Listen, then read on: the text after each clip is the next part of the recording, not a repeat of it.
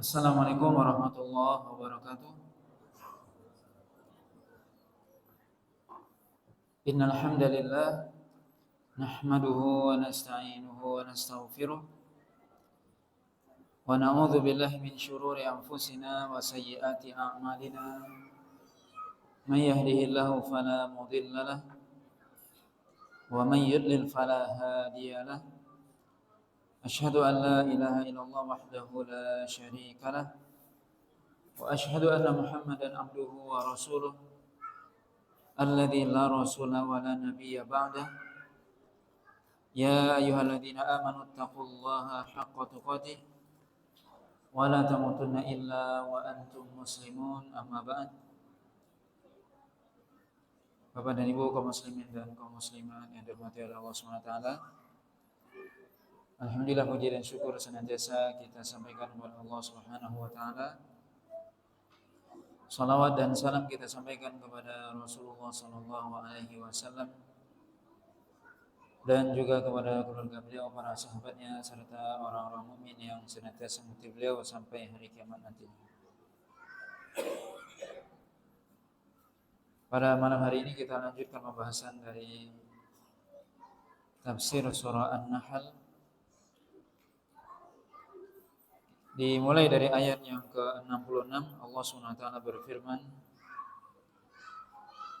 A'udzu billahi minasyaitonir rajim. Wa inna lakum fil an'ami la'ibrah. Nusqikum mimma fi butunihi min baini farathin wa damin labanan khalisan sa'igan lisyaribin. Allah SWT mengatakan, wa inna lakum fil an'ami la'ibrah. Sungguhnya bagi kalian dalam hewan ternak itu ada pelajaran. Allah SWT mengatakan, sesungguhnya bagi kalian wahai manusia bisa mengambil pelajaran dari hewan ternak. Al-an'am yaitu hewan ternak, di mana Allah SWT katakan nusqikum mimma fi butunihi, di mana kami memberikan minum kepada kalian dari apa yang ada dari perut-perutnya, apa yang ada dari dalam perutnya. Allah SWT dalam ayat yang mulia ini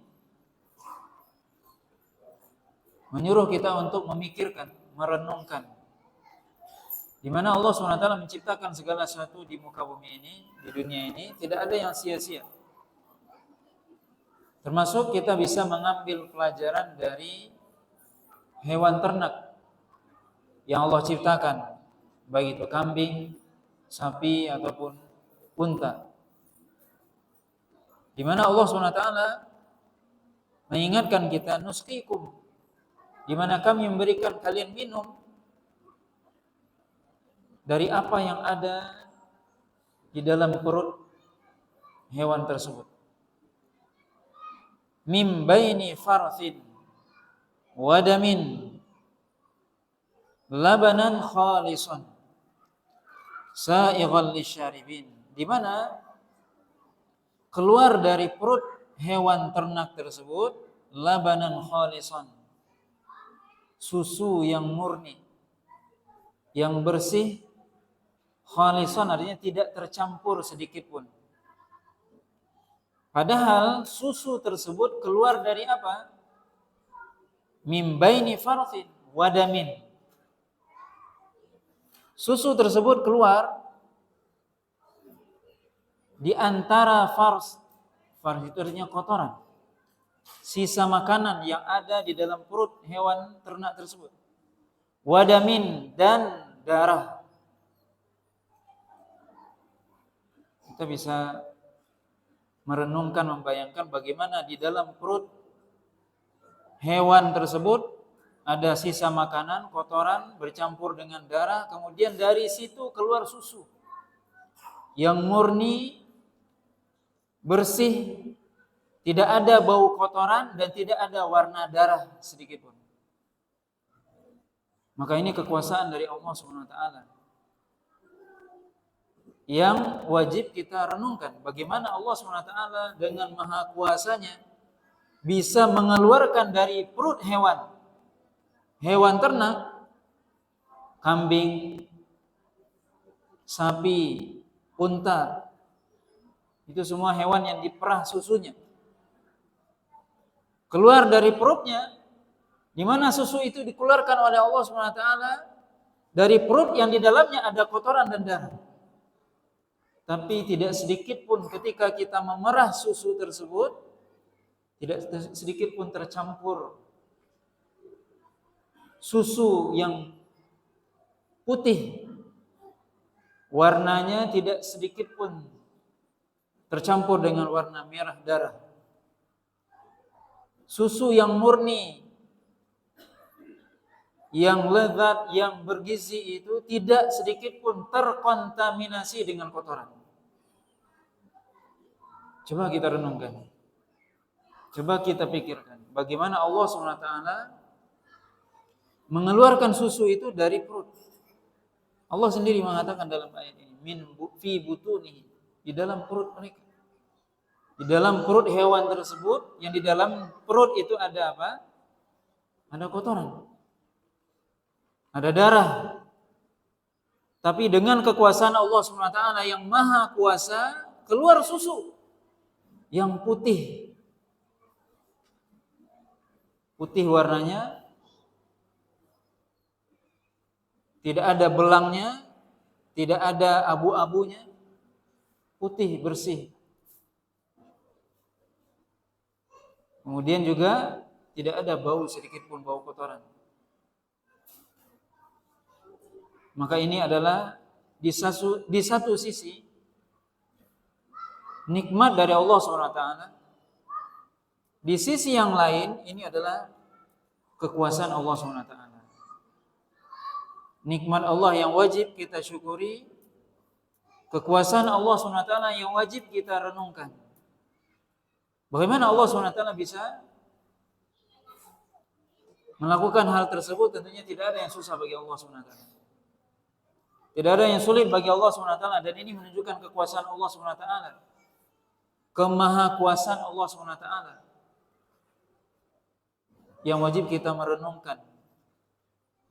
Dan kita perlu dan wajib merendahkan diri di hadapan Allah SWT. Bagaimana kita tahu kekuasaan Allah SWT yang begitu hebat? Maka kita sebagai seorang hamba yang diciptakan oleh Allah SWT tidak bisa apa-apa, tidak mampu berbuat apa-apa, tidak memiliki kudrah, kemampuan sedikit pun.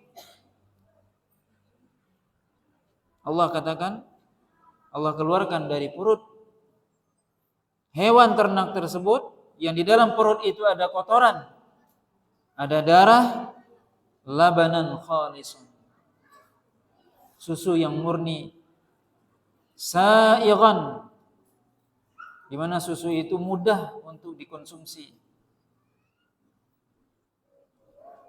Ketika seorang meminum susu, masuk ke dalam kerongkongannya secara lancar, dia tidak keselak atau kesedak. Minumnya dengan lancar, karena susu itu kata Allah sa'iqun, mengalir, dimudahkan bagi Allah SWT mengkonsumsinya. Sa'iqun lisyaribin, di mana susu tersebut mudah bagi orang yang meminumnya, tidak ada kesulitan sedikit pun orang yang meminum susu. Maka ini adalah nikmat dari Allah SWT. Begitu juga Allah katakan dalam ayat selanjutnya, wa min thamaratin nakhili wal a'nab, dan juga di antara nikmat Allah SWT yang wajib kita syukuri dan juga kita renungkan, di mana Allah SWT memberikan kepada manusia selain nikmat susu juga buah dari pohon kurma, buah kurma, di mana kurma itu adalah makanan sekaligus buah.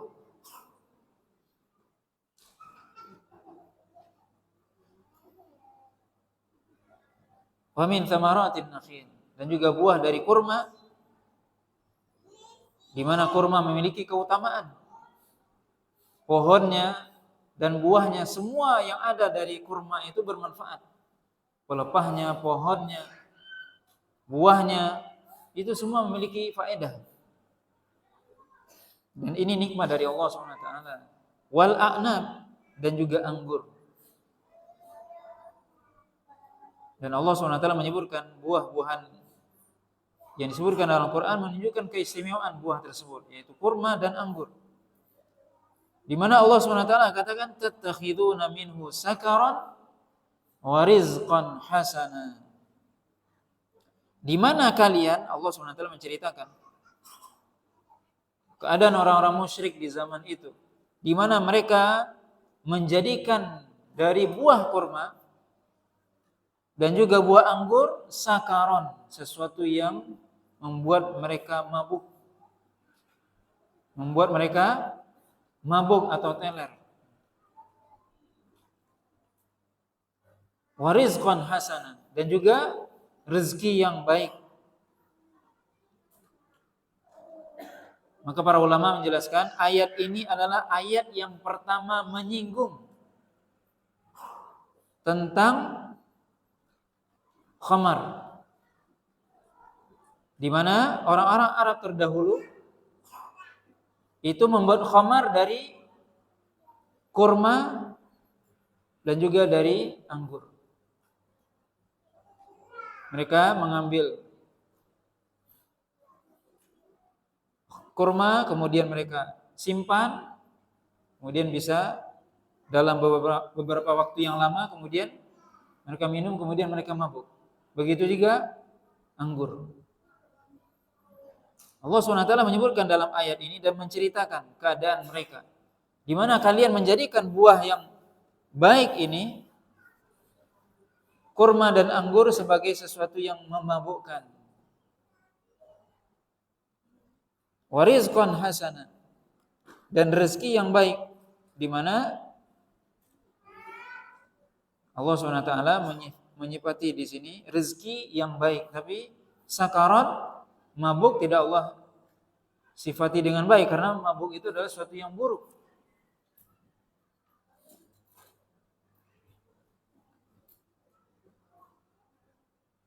Maka ayat ini, kata para ulama, adalah ayat yang pertama kali Allah menyinggung tentang bagaimana orang-orang kafir Quraisy di zaman dahulu mereka menjadikan kurma dan anggur sebagai hal yang memabukkan. Allah singgung dalam ayat ini, di mana kalian menjadikan kurma dan anggur itu sebagai sesuatu yang memabukkan.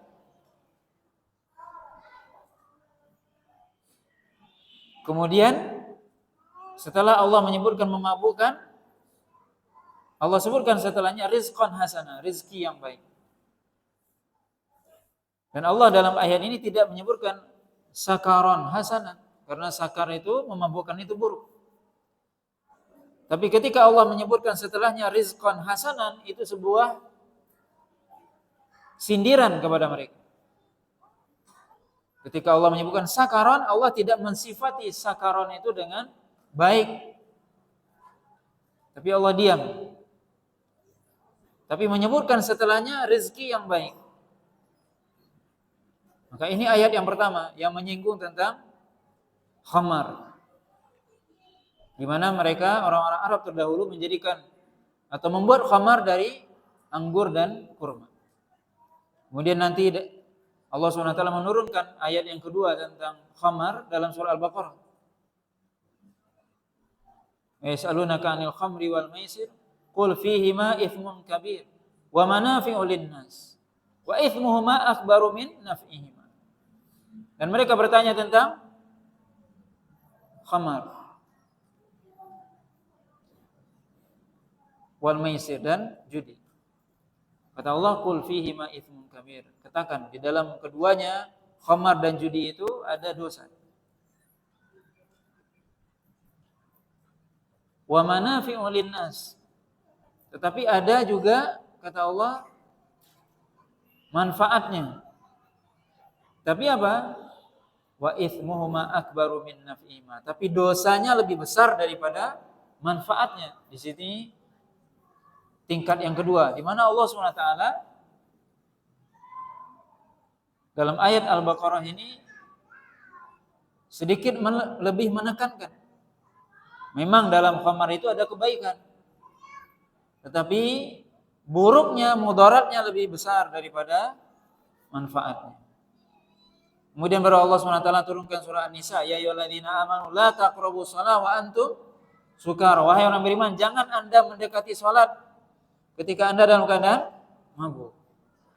Baru terakhir surah Al-Maidah Allah katakan innamal khamru wal maisiru wal ansabu wal azlamu rijsun min amali syaitan fajtanib.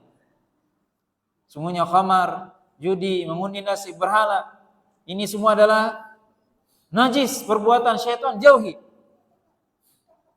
Maka ini kata para ulama 4 ayat yang berisi tahapan, 4 tahapan, di mana Allah SWT mengharamkan khamar secara bertahap.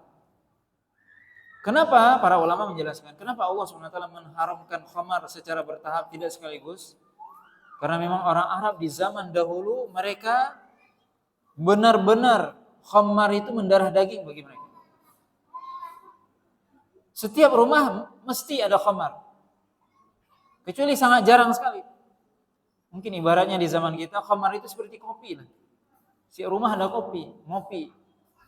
Di warung-warung ngopi. Orang Arab di zaman dahulu begitu. Datang tamu, apa yang disuguhkan? Coba kalau kita bertamu ke rumah teman kita, sekarang yang disuguhkan apa? Kopi, teh. Begitulah orang Arab di zaman dahulu. Kita bertamu ke rumah dia, ini khamar. Memuliakan tamu dengan apa? Khamar. Dan ketika mereka syukuran, tasyakur dengan khamar. Itu menunjukkan kemuliaan bagi mereka di zaman dahulu. Bagaimana khamar itu mendarah daging.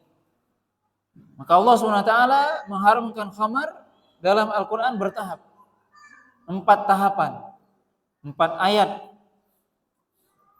Dalam surah An-Nahl ini, kemudian surah Al-Baqarah, surah An-Nisa, kemudian yang terakhir Al-Maidah.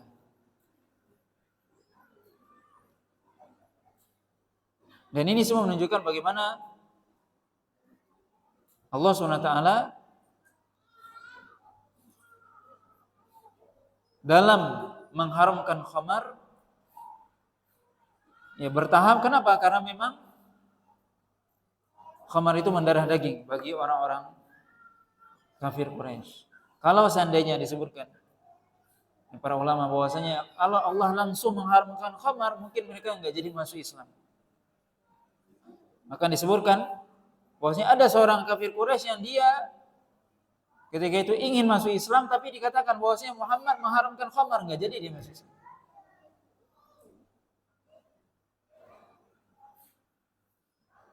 Karena saking mendarah dagingnya khamar. Di mana Allah SWT ketika menurunkan wahyu kepada Rasulullah SAW dan menyuruh Nabi berdakwah, maka yang pertama kali didakwahkan adalah tauhid, bukan pengharaman khamar. Walaupun khamar itu haram, buruk, tapi tidak serta-merta langsung. Tapi yang didakwahkan terlebih dahulu adalah tauhid. Sehingga baru di Madinah Allah turunkan surah Al-Maidah, di mana Al-Maidah adalah termasuk surah yang turunnya di akhir-akhir. Baru Allah SWT turunkan surah Al-Maidah yang mengharamkan khamar.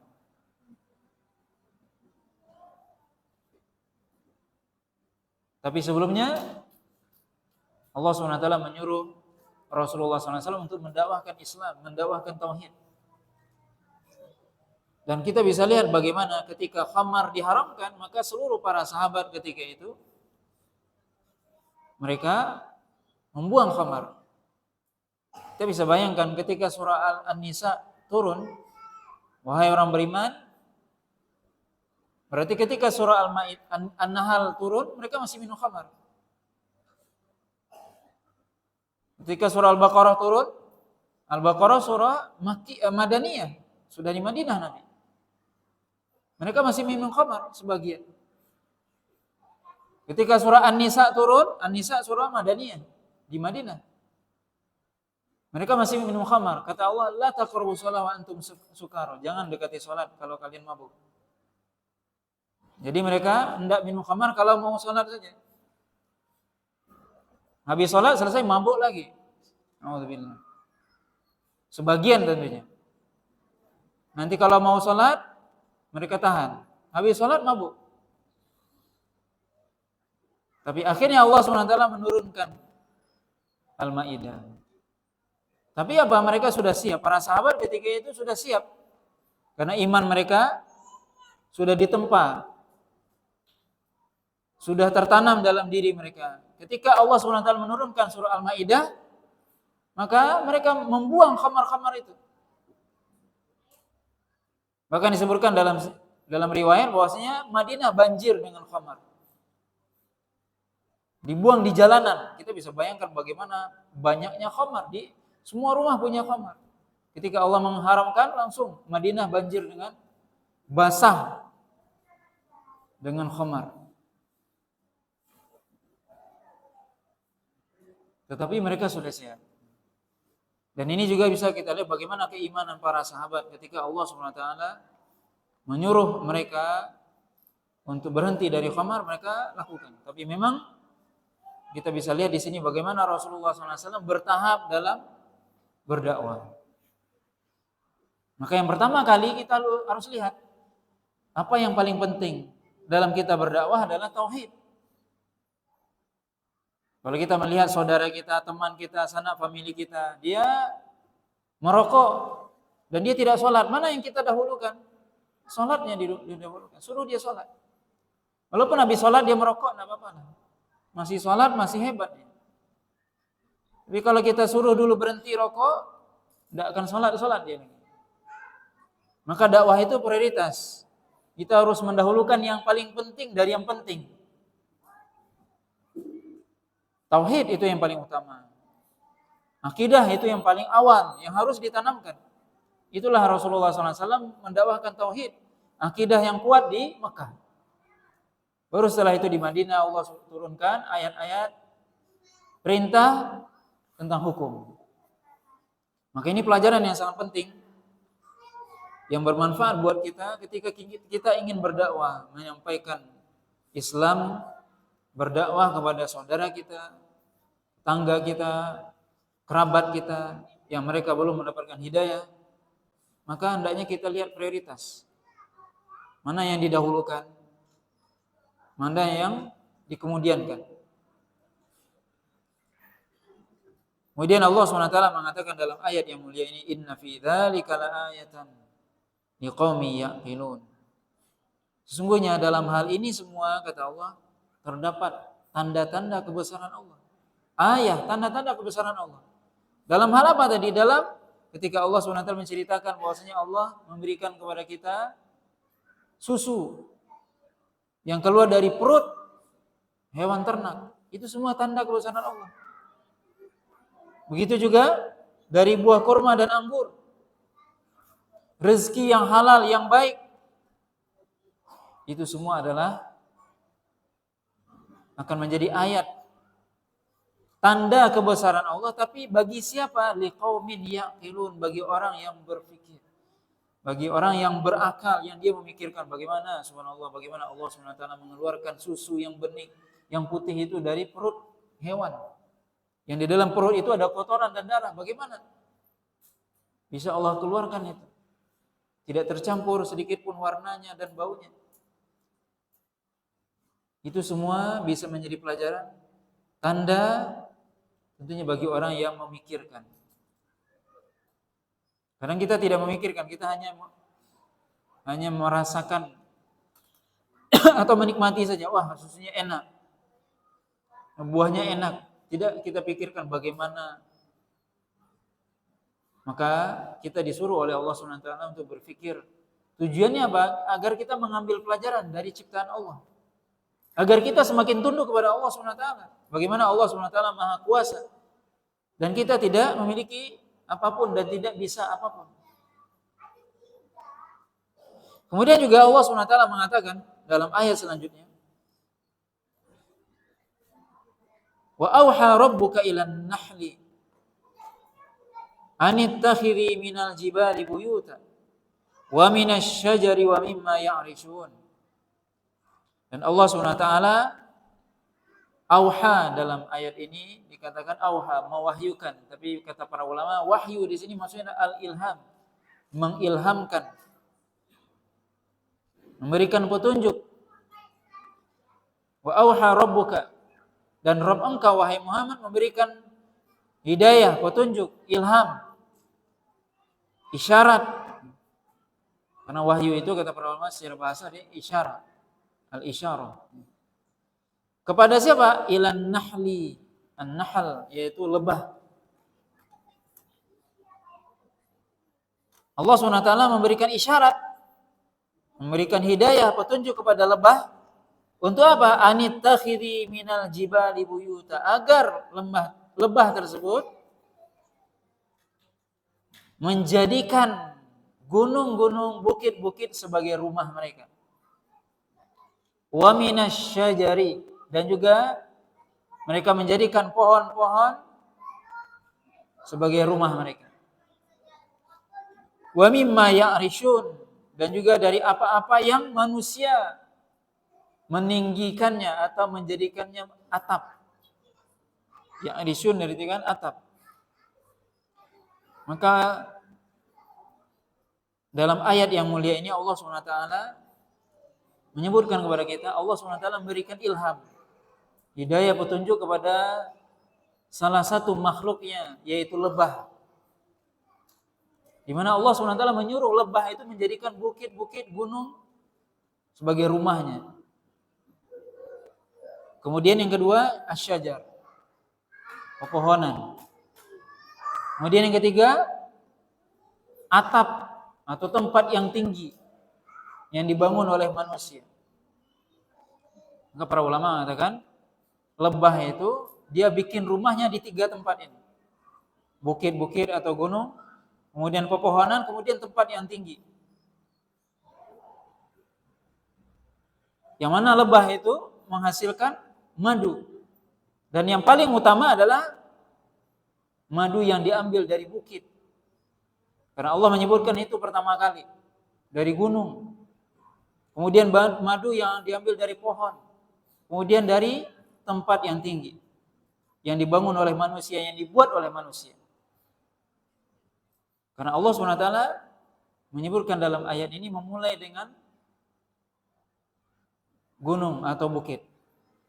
Maka madu yang paling utama yang ada di dataran tinggi, di bukit-bukit, di tempat yang tinggi. Allah SWT mengatakan,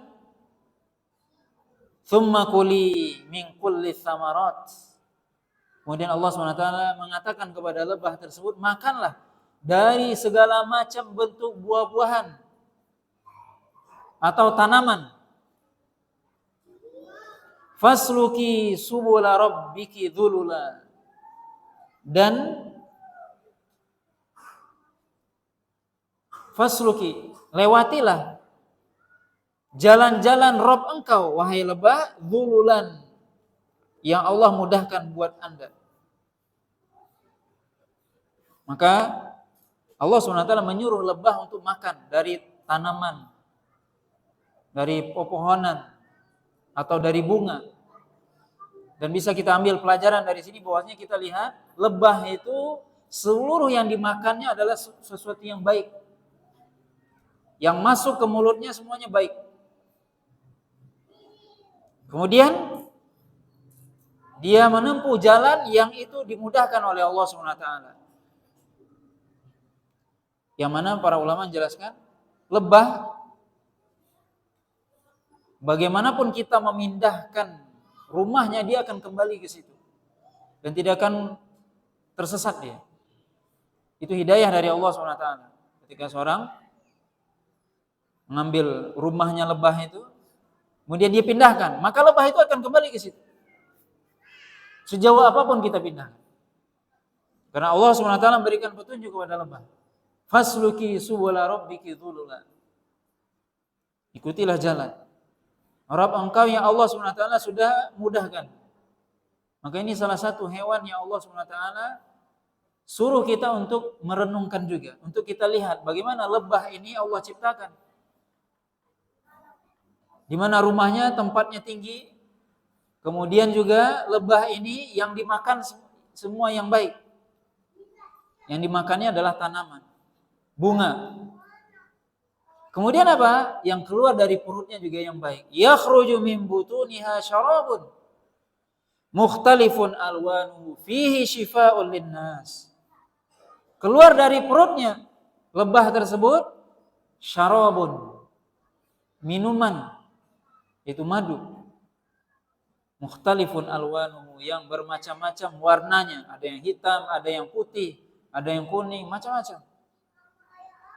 Itu kekuasaan Allah SWT. Keluar dari perut lebah tersebut apa? Minuman yang bisa diminum oleh manusia, yang warnanya bermacam-macam. Kemudian yang lebih dari itu apa kata Allah? Syifa'ul linnas. Tidak hanya sekedar minuman madu itu, tapi juga syifa, penyembuh bagi manusia. Syifa artinya penyembuh, bukan obat. Syifa artinya adalah penyembuh. Makanya Nabi SAW menyebutkan dalam hadis yang sahih yang diberikan oleh Imam Bukhari dan Muslim, siapa yang ingin mencari kesembuhan maka asyifa fi thalathah, kata Nabi. Kesembuhan ada 3, yaitu yang pertama hijamah, dengan hijamah berbekam, kemudian madu, kemudian kai, tapi aku melarang kai, yaitu kai berobat dengan besi panas. Kata Nabi, aku membenci kai. Maka Allah SWT mengatakan dalam ayat yang mulia ini bahwasanya lebah yang Allah perintahkan untuk memakan tanaman, hal yang baik, buah-buahan, tanaman, itu yang dimakan oleh lebah. Kemudian keluar dari perutnya yang baik juga, yaitu madu yang bisa diminum oleh manusia, kemudian bahkan bukan hanya sekedar minuman, tapi bisa memberikan penyembuhan. Kata Allah SWT, inna fi dzalika la ayatan liqaumin yatafakkarun. Ini semua bisa menjadi pelajaran, menjadi tanda kebesaran bagi orang yang berfikir.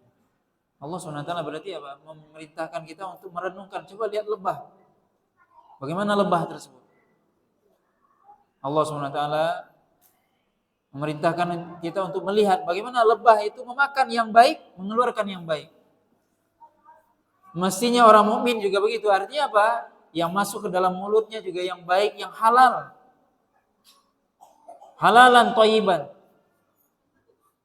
Dan yang keluar darinya juga yang baik, dalam artian keluar dari mulutnya perkataan yang baik, juga melakukan perbuatan yang baik. Belajar dari lebah. Apa yang dia konsumsi yang baik, yang halal. Tidak ada yang masuk ke dalamnya yang buruk.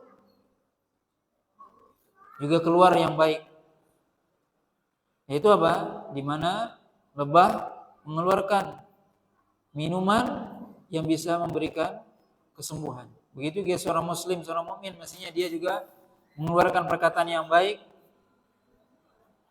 melakukan amalan yang baik,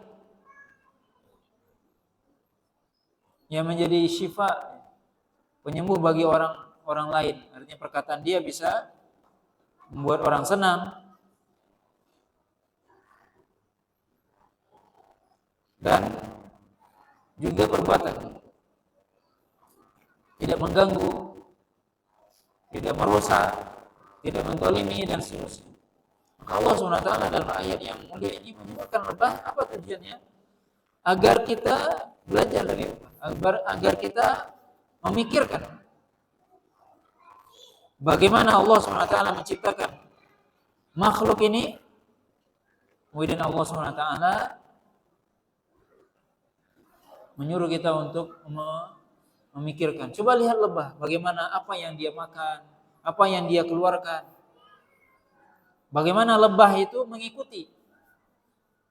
Dan bisa kita lihat bagaimana lebah itu dia mengikuti jalan yang sudah ditetapkan oleh Allah SWT. Mestinya kita juga apa? Sebagai seorang yang beriman, manusia yang diberikan akal, juga mestinya menapaki menjalani jalan yang sudah digariskan oleh Allah SWT. Apa jalannya? Ya al-Islam. Allah SWT sudah memudahkan kepada kita jalan Islam, maka amalkan. Lebah juga begitu. Bagaimana lebah itu? Dia tidak kemana-mana. Allah SWT suruh agar lebah itu mengikuti jalannya, maka lebah itu mengikuti. Tidak pernah lebah itu tersesat dari rumahnya, enggak pernah. Karena dia dapat hidayah dari Allah SWT. Maka juga orang yang beriman, mestinya kita jangan kalah dari lebah, tersesat dari jalan Allah. Bagaimana kita bisa kalah dari lebah? Yang dia tidak pernah tersesat. Walaupun dia terbang tinggi, kemanapun, sejauh apapun dia terbang, dia akan kembali ke rumahnya. Dan dia tahu rumahnya sendiri. Nah, mungkin dia tersesat. Bagaimana seorang mukmin, mestinya juga dia tahu. Bagaimanapun dia akan kembali kepada Allah. Nah, mungkin dia salah jalan. Ini jalan Islam, mestinya itu yang dia jalani. Maka Bapak dan Ibu yang dirahmati oleh Allah SWT, Allah SWT dalam ayat ini menyuruh kita untuk berpikir, memikirkan lebah, kemudian sebelumnya tadi hewan ternak, kambing, sapi, unta, itu semua ciptaan Allah dan masih banyak yang lainnya. Di mana tentunya dalam surah An-Nahl ini memang An-Nahl sebagaimana di awal surah kita sebutkan juga dinamakan dengan surah An-Ni'am. An-Ni'am artinya nikmat-nikmat. Di mana Allah SWT menyebutkan dalam surah ini seluruh nikmatnya. Makanya kalau kita baca surah ini semuanya bercerita tentang nikmat Allah. Makanya disebutkan sebagian ulama menamakan surah ini suratul Ni'am. Ni'am jamak dari nikmah, yaitu surah yang bercerita tentang nikmat-nikmat Allah kepada manusia. Allah SWT memberikan nikmat yang sangat banyak kepada kita. Yang mesti kita atau wajib kita syukuri dan kita renungkan. Yang dengan itu kita bisa mengambil pelajaran. Tapi kalau kita tidak merenungkan, maka kita tidak dapat pelajaran. Bagaimana hewan saja, makhluk Allah SWT, mereka itu tunduk dan patuh kepada Allah SWT. Bagaimana kita manusia yang dikasih akal, yang tahu yang benar yang salah, mestinya juga tunduk dan patuh kepada Allah SWT. Maka ini Bapak dan Ibu yang dirahmati oleh Allah SWT, beberapa ayat yang bisa mungkin kita baca ya pada malam hari ini. InsyaAllah kita lanjutkan ayat yang ke-70 nantinya, yang juga semuanya bercerita tentang nikmat. Yang ini akan berkaitan dengan nikmat kepada kita manusia. Kalau tadi nikmat yang Allah ceritakan bercerita tentang hewan ternak ataupun lebah, maka ayat 70 dan seterusnya nanti akan disebutkan bagaimana Allah SWT menyebutkan tentang diri kita manusia. Bagaimana Allah SWT menciptakan kita, kemudian memberikan nikmat kepada diri kita. Wallahu ta'ala alam. Wa sallallahu ala nabiyyina Muhammadin wa ala alihi wa sahbihi wasallam. Subhanakallah wa bihamdika asyhadu an la ilaha illa anta astaghfiruka wa atubu ilaik. Assalamualaikum warahmatullahi wabarakatuh.